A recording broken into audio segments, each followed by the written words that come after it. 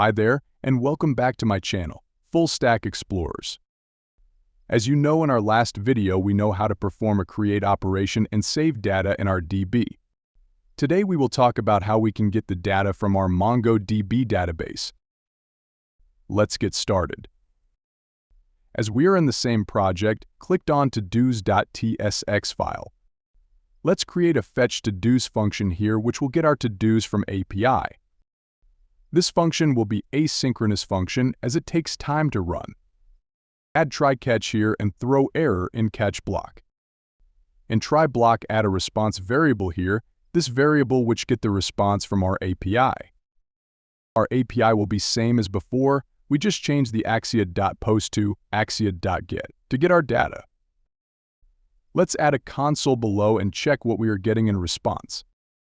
After that, make a useEffect here. As you know, I already explained what useEffect do. It will render or call out fetch to do method whenever the component render or update. Add a function in useEffect. Save the changes. Before checking the changes in browser, let's create an API first. Go to API folder, and in API folder we have todos folder. Click on index.ts file where we make our post API. Below our post API object, we can create another object. This will be asynchronous as our post API, but this time it will be get request as we are going to get the data from database. This method will also have request and context params. Add and try and catch block here, and catch return response with an error. Now in try block, I'll add variable name todos. This variable will be await, and I'll use our todos collection here to use find method. What find method do? The find method will get all the data from the todos collection, and the .toArray method will convert our data to array of object form. Below that, we will return a new response method. This method will get our todos in JSON.stringify form.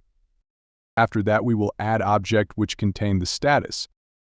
The status of this response will be 200, okay? You can add status text anything here.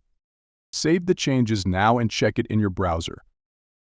Now open Inspect by right-click on your browser screen and check console here. As you can see, we are getting a response here.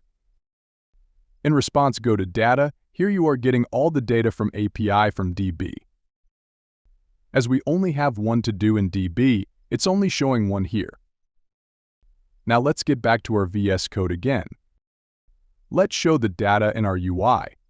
Click on todos.tsx file. Remove the console from here. Let's make a state above by using useState to store our todos in it. I'll name the state as getTodos and set the getTodos. I'll make an interface above which will have todos, have type string, add an interface after useState. Copy the set getTodos and paste it below response. We will set the response data here as the data in response.data object. Now copy the getTodos. Scroll below in our JSX. Below the parent div, add a curly bracket here. Paste the getTodos here, and as the data is in array of object form, which means we will have more than one object, we will map the data here. In map method, we have a todo which will have type any for now. In this anonymous method, we will add a return statement here. In return statement, add a fragment here. We'll copy the below div and paste it in the fragment you just made. I'm using Shift+, Alt+, F to set the indentation in Windows.